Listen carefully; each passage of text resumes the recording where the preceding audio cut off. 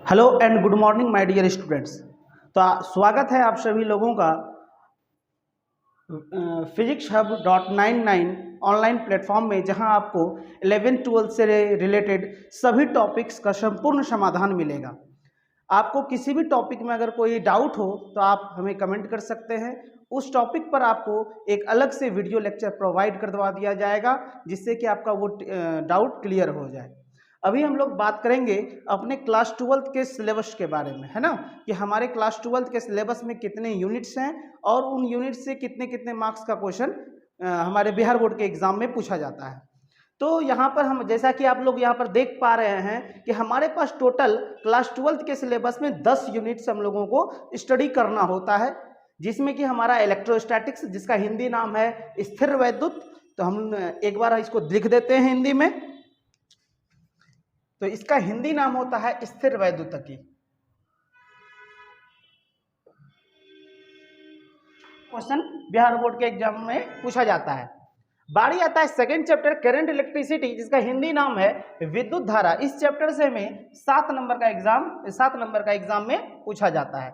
वहीं अगर बात करें तीसरे चैप्टर का, जो magnetic effect of electric current है, जिसको कि हम लोग हिंदी में कहते हैं विद्युत धारा का चुंबकीय प्रभाव। विद्युत धारा का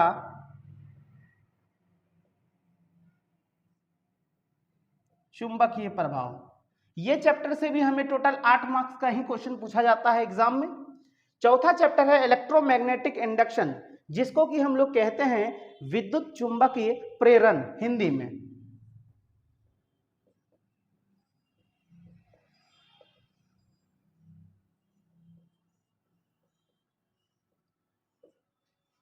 इस चैप्टर से भी टोटल हमें 8 नंबर का ही क्वेश्चन पूछा जाता है।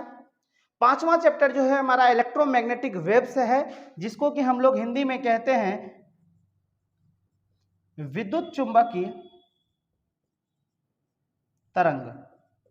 इस चैप्टर से हमें सिर्फ 3 नंबर का ही क्वेश्चन एग्जाम में आता है।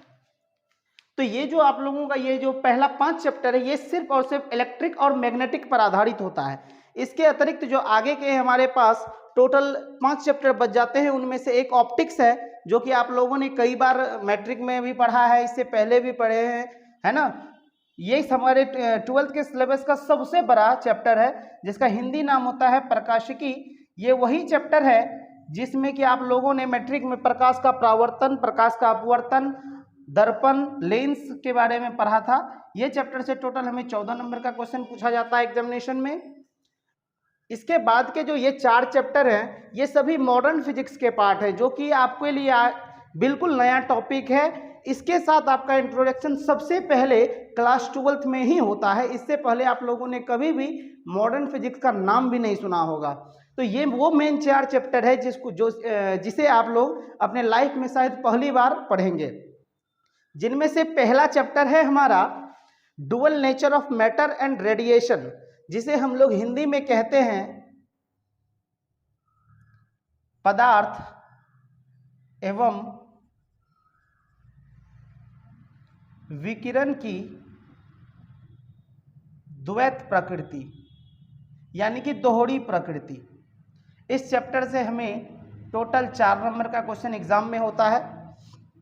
आगे बारी है हमारा एटम्स एंड न्यूक्लियस। ये केमिस्ट्री से रिलेटेड चैप्टर है, जिसको कि हम लोग हिंदी में परमाणु एवं नाभिक कहते हैं। परमाणु एवं नाभिक, इस चैप्टर से हमें टोटल 6 नंबर का क्वेश्चन होता है।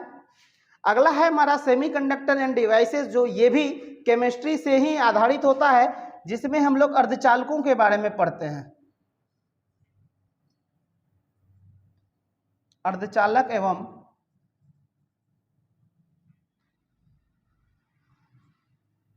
युक्तियां, ये हमें कुल 7 नंबर का क्वेश्चन एग्जाम में पूछता है। हम आखिरी चैप्टर हमारा है कम्युनिकेशन सिस्टम, जिसे हम लोग संचार पद्धति के नाम से भी जानते हैं।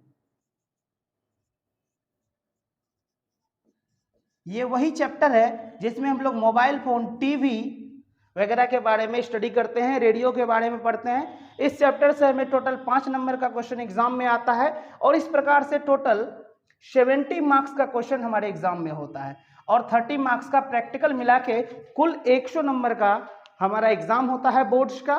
तो ये जैसा कि आप लोगों ने देखा कि ये हमारा पूरा का पूरा क्लास 12th का सिलेबस है जिसे हमें कंप्लीट करना है।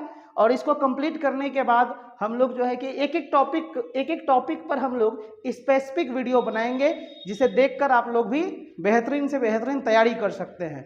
तो इसके लिए आप लोग जरूर PhysicsHub.99 को सब्सक्राइब कर लें और नोटिफिकेशन का बटन को ऑन कर लें।